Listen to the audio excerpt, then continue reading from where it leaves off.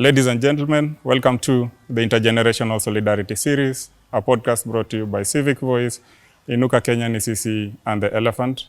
I'm Darius Okola here with episode 8 about a national dissent now known as the Gen Z Revolution. And joining me to discuss this is Professor Nzomo. Professor Nzomo is a prominent scholar and a professor of international relations and governance director at the Diplomacy Institute. Karibu sana, Professor. Thank you very much. Yeah. So, Professor, just getting started, there is this claim that our politics has been, in a sense, supremacist, in a sense, old guard and dynastic in terms of its orientation, and has not been necessarily representative. Is there credence, is there credibility to that claim? And how has that played out in the last, let's say, 4 decades? That's a good question. I would say yes and no. Yes, to some extent, the so-called old guard dynasties, the proper lack of representation in its real sense has been played out over the years. You have talked about 4 decades. I think that has been the case. But I think we also need to look at another angle to that. Because sometimes when we talk about the old guard and dynasties, that may be a bit too much of a generalization. Because if you go back to way back at the time of independence, in the 1963 and that whole decade and the next one, and even coming up to upwards, you see that the age group was more or less the way we are seeing now, but not in terms of having old guard entirely. Let me put it differently. The Kenyatta government, Jomo Kenyatta, he was the oldest, the ex-president in his government. He was 63 when he took over power. In his government, he had people who held very senior positions who were quite young. People like Tom Mboya.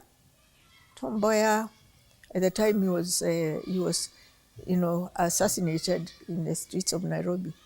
He was around 30, 33, thereabouts. And there were others like him, quite young. And if you look at the chronology coming up and look at the average age, it has always been around 40, between 40 and 60. And the majority would not be in the 60s, they'll be younger. So the age, I would say, it has not varied that much, yeah, in terms of age, if you are just talking age. What has happened over time is that those who used to be then there as young Turks have remained in power. They have not left, many of them, except if God took them away. They have struggled very hard to stay there, and by whatever means. And so we have some, we find there are some old people who would argue how long are they going to be there. More importantly for me, what I would want us to pay attention to, it is how are they governing? If we have made all these efforts to stay there, by all means, we need to look at the scorecard. I think that's what, in the first instance, should guide us. It is not the numbers, it is not who they are or how they are, or dynasties, and I'm going to say something on that too, but their performance. Are they performers? To a large extent, many of them have not performed. That should be our beef with them. They have stayed in power for selfish reasons, and they are serving no one except themselves. So they should go, and they shouldn't even be there, because if you are not serving the people, then you have no business being in political leadership, especially. Yeah. As for dynasties, it has only been, I think, 3 maximum. I think actually 2, the dynasties, and except for the top guys who hold those positions, the rest, we don't see much of the rest of their family. So when you say a whole dynasty, he's the one ruling. I think you need to be very careful with that. Um, and I think we need to focus ourselves on the real things that do matter, because those can easily, if we organize ourselves, be dealt with. They are not that many to defeat us. I think it's the very nature of governance that should worry us a great deal, that the governance has remained authoritarian and self-serving and not helping anyone except those there. It is me, myself, and my clan. End of story. Yeah. We're looking at these younger clusters that were quite well represented in the streets about a year ago. And in many ways, we could see the skepticism towards what have been the traditional institutions of governing society and exercising governance and in a sense the everyday mechanics of keeping a society going.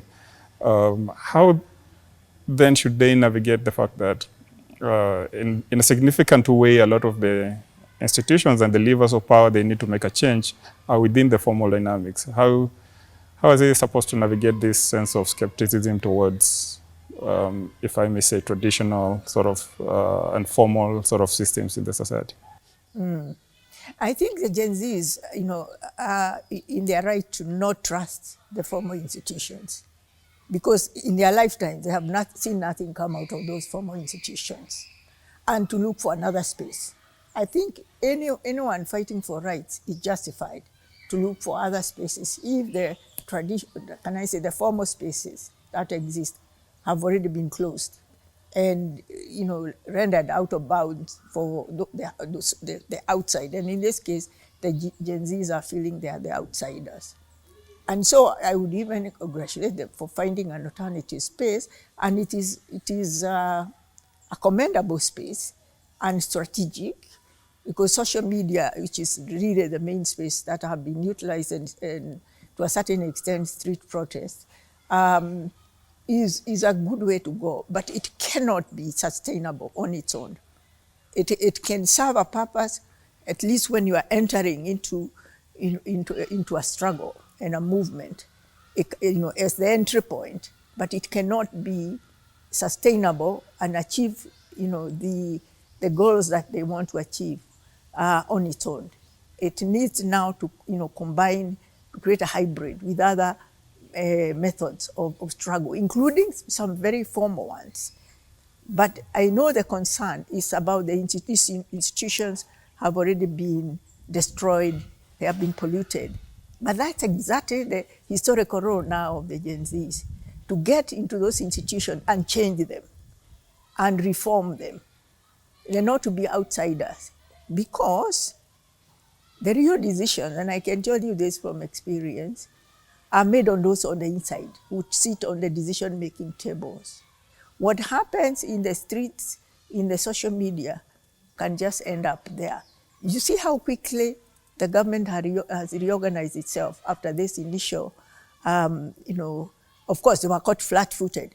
That's why they had to react somehow.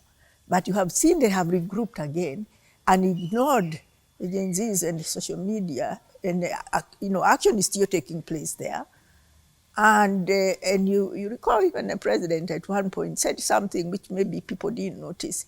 He said he cannot negotiate with the homeless people, meaning they don't have a proper base from which they are operating. And so he realized they actually can be ignored, and life goes on. And fundamentally, you see, no change will come unless they now re-strategize, and by that I mean the Gen Zs, in a manner where it's the how of getting and sitting in those decision-making tables and doing what they really want to happen from there. In other words, take on leadership. And let me say this, and it may sound like a cliche, power is never given, it is taken. And so you have to, the only way they can be leaders, because leadership is not something to be taken casually, is to prepare yourself and to arm yourself with those skills required for leadership. And because it does require special skills to lead a whole country, because you are no longer leading yourself. You are actually acting on behalf of others. And, to just say you'll be serving people, how? The how of doing it, we have to approach it with extreme humility that we don't know enough if we've been on the outside. And so there are people who can teach you or mentor you to be able to acquire those skills. And they have the time before 2027 to do that. So I would say that's one of the strategies, to prepare to take on leadership, and not just to operate simply on social media and without any entry point to get into those decision-making bodies, and where they are also able, when they are there, to monitor implementation of action. Because as you know, policy can be there in the paper, but if it's not implemented, it is as good as just a piece of paper. And so therefore, I'm saying they need to be a little bit more humble about what they know, and take on the responsibility to improve the knowledge of the institutions they want to be changed, and how as leaders, they will take on that mantle of leadership and make sure that the things they aspire to are actually achieved. Yeah? And one of the areas I would say they need to understand is how people access office constitutionally. Yeah? Certain institutions are necessary. For example, political parties. You need to go through by a political party. They have to ask, since we don't have a political party, are we going to create our own vehicle, a political party, in which to use to access power? Yeah? Because the old guards, who they are concerned about, who are the one holding on to those parties, they are not going to hand over to them. And so there are those nuances where, yes, social media action must continue. It is a very powerful tool for civic education, but on its own, it's not enough. You've been in research, you've been in academia, you've been in policy, especially in the diplomatic space. In your assessment, what has been, its contribution to the recent sort of political dispensation that we have, especially in terms of the key demands that the civic public, so to speak, are making towards the powers that be? Having been in those sort of three pillars, what is your assessment of their contribution to, should we call it, the struggle for freedom? That's a good question. It is hard to generalize, but let me talk about my own experience, my own. As you know, my initial home was as a scholar. When I first came out of a graduate school with my PhD, I was coming to teach and to train and to do all that pertains to that degree. And that meant being the best scholar I could be, produce knowledge, share knowledge, and build the capacity of the young who are, coming to university, so that they come out of there, able to, to do all that they are also, given to do by the degrees they get. Now, that changed for me with time. I realized that was a very limited agenda, because producing knowledge is good and it's very important. But if you are only producing it for publications or for academic consumption, it cannot be adequate. And so I started veering off by intentionally producing research knowledge that was policy and action oriented. It wasn't very popular at the time. I'm talking about the 1980s, 1990s. Actually, I got punished for a while by the university for that, even being denied promotion because I was being told your publications are not really academic. They are, one person told me, and I'll never forget, that they are pedestrian. So there was resistance at the beginning from, producing knowledge that could go beyond, the ivory towers of the creation of knowledge, which is the university. Knowledge was shared and it was assumed the policymakers, they will pick it in one way or the other and do the action part, that was not a job of scholars. Now, like I say, I veered off. And I started intentionally producing that kind of knowledge that links with public policy, yeah? And then decided that I would get involved also in the struggle because I'm also part of this same society. And what I did is to, use the knowledge I had, because I was, everybody kept telling me, you are the first woman in this country to have a PhD in political science.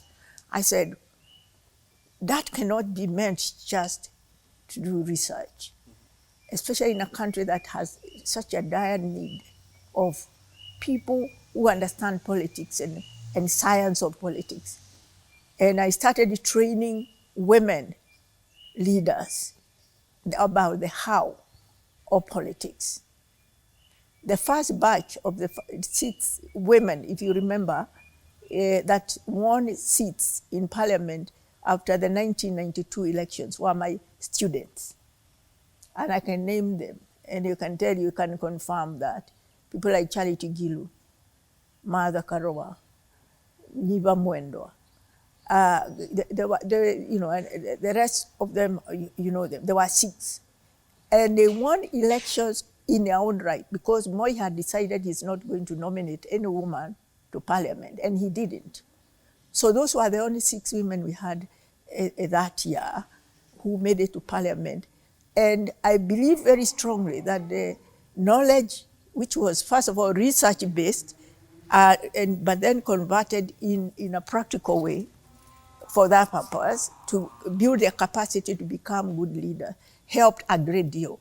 I don't think I would have been able to do what I did that year, preparing manuals, training manuals, being also the trainer of all this, if I did not have the research, knowledge that I had gained myself to have the confidence to tell them, if you go this way, you're on the right path and you make it. And so this is what we started seeing coming later, slowly. And now I think I can say with some confidence that there are quite a number of academics who are producing public policy-oriented research, which links very well with our initial purpose as scholars, which is to actually contribute to the production of knowledge, which is evidence-based and can stand up to the test of time in terms of resolving problems. Yeah, one of the interesting things we are noticing in recent times is there's a lot of reckoning in the society. We see it in the church, we see it in the labor movements, we see it in in the digital platforms, the digital streets, so to speak. And in a sense, these have been the levers of power that sort of the political elite have always used to manufacture consent with, their governing mandate and consent, so to speak. But then we are seeing their capacity to manufacture that consent waning, given the kind of reckoning we are seeing in these institutions and sectors of society. What does that mean for the future of political consensus as one of the key governing models for the country, both for these sectors, but also for the political elites?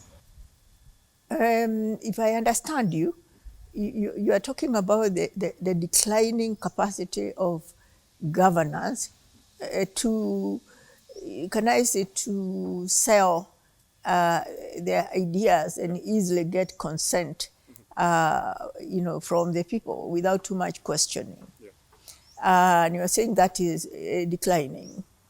To some extent, and I'm saying this because we need to be very, very cautious with this, because the old guard are very smart people, and they reinvent themselves very quickly.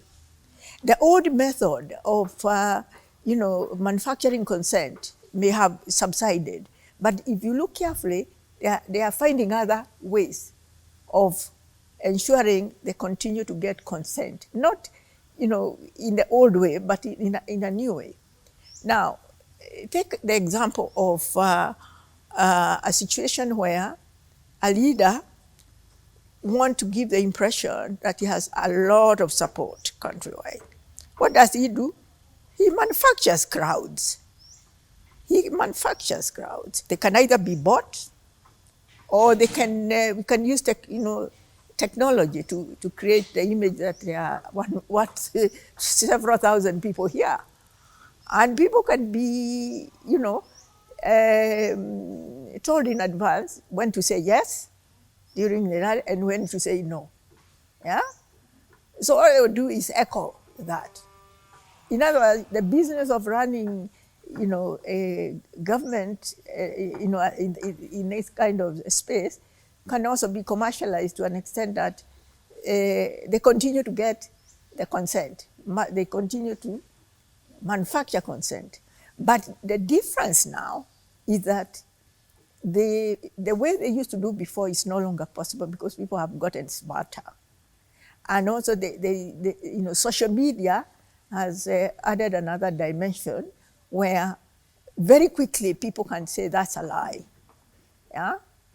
And so they cannot sustain the kind of situation, for example, during our time in the 1980s and 1990s, when people did not have, access to information as they do now, that they could easily just go on the radio, tell us this, because there is no other channel, that's the only information you get. They could actually censor information very quickly. That is no longer possible. Ideally, we would want a situation where they are no longer able to manufacture, consent. But that we need also to work on and not, relax too much and assume that they are no longer there. We need to have a counter strategy. Very quickly, when something like this happens, when you are told, see, we agreed on this, and everybody says yes, that no longer is possible. Very quickly, people can counter that. But right now, we are at that space where, they are still fighting to, in some sectors, to manufacture consent. But my hope is that will continue to decline, because it's one of the ways they have kept people ignorant and also unable to take action on matters that affect their lives.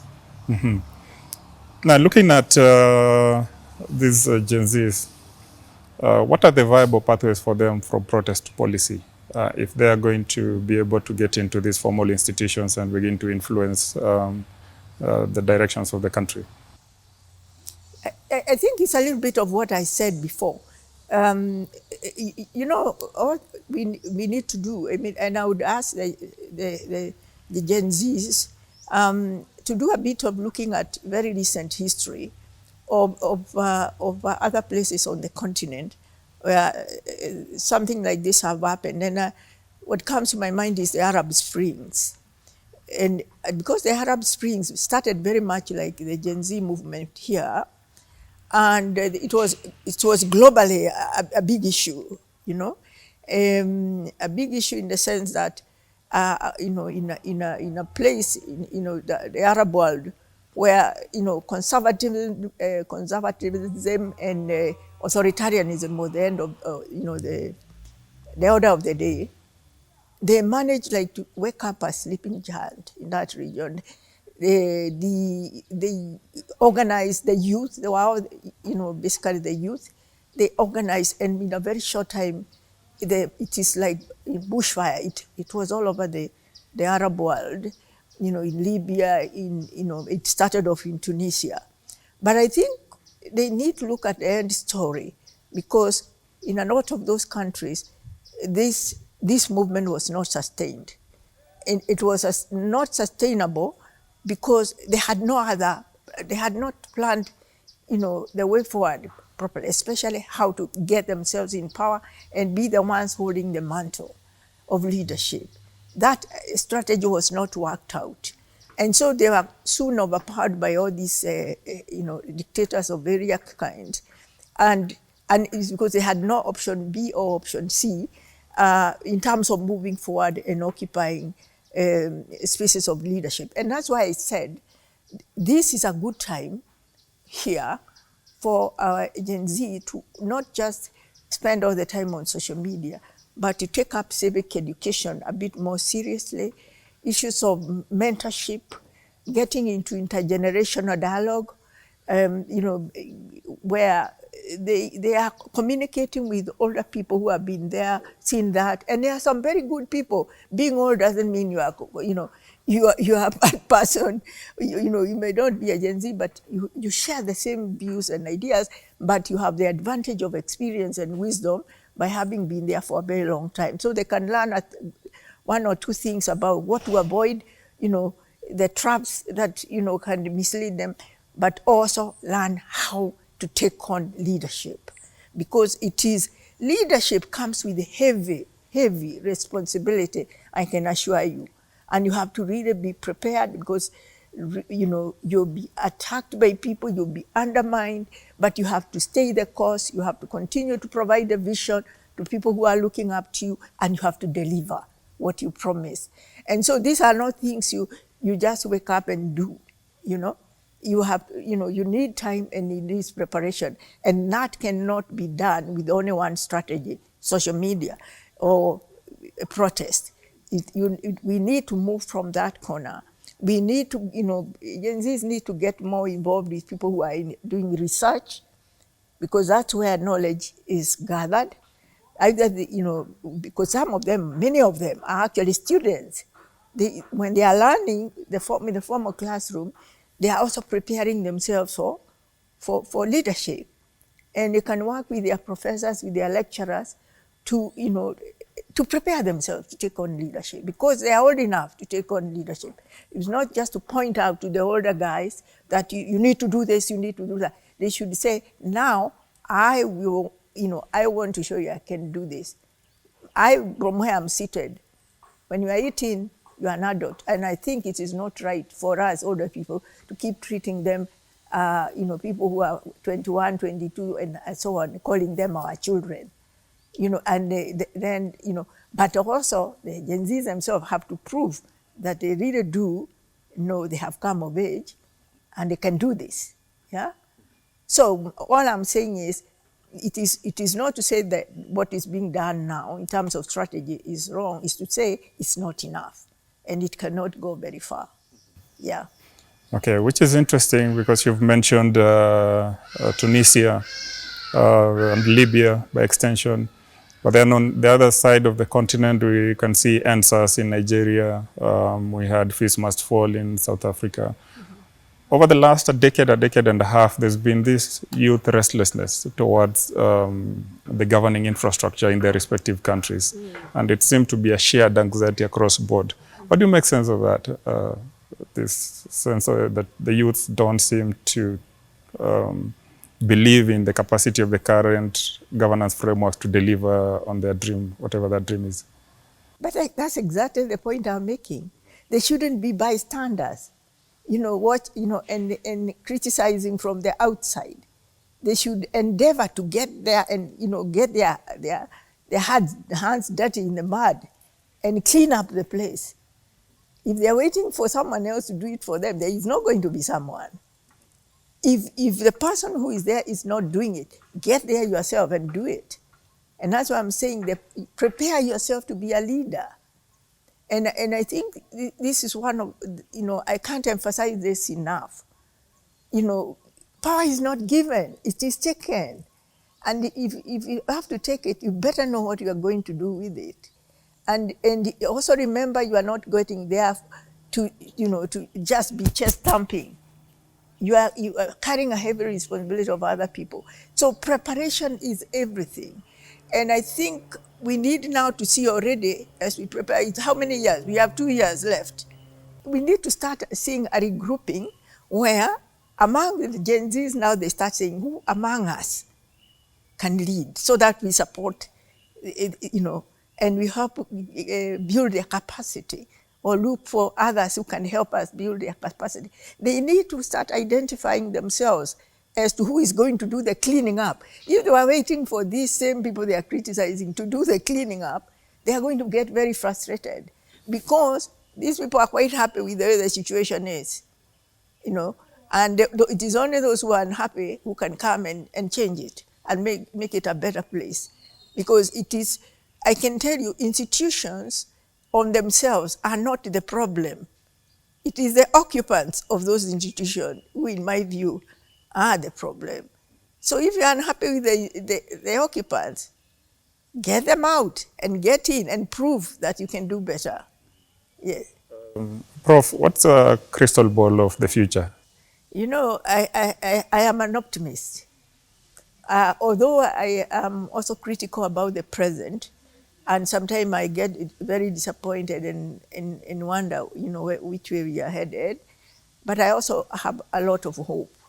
And one of what gives me hope is that this evolution, which has come as a result of digitization, such as, the information. I know there is all manner of information, some good or worse, but that alone has transformed a lot of things which cannot be reversed. And yes, there are still obstacles on the way, but they can be overcome. Because I know one of the greatest problems and challenges we faced, our generation, was that we had, information was used against us, denial of information. We couldn't even get support from the rest of the world because nobody knows what is exactly going on. Misinformation was everywhere. And I believe that's already, for me, a catalyst for change, which cannot be reversed. It can only get better. And with the time, we will learn how to use it, to harness it, for, in the best way possible, to do some of the things we were not able to do before, including, even raising our own awareness about, how to govern and how to, take on the mantle of leadership and sustain it. It will help us in terms of coming up with more innovations, creating more employment, which is one of the biggest, and hugest problem we have right now. So it may take time because it is not an event, it's a process. But if we sustain, the desire for change, and backed up with, this, technological revolution, the future, augurs well for us. I cannot tell you how long it's going to take, but I don't see us being stupid enough to go back where we have come from. We can only get better. Professor Maria Nzomo, always a pleasure. Yeah, thank you. Thank you for having me.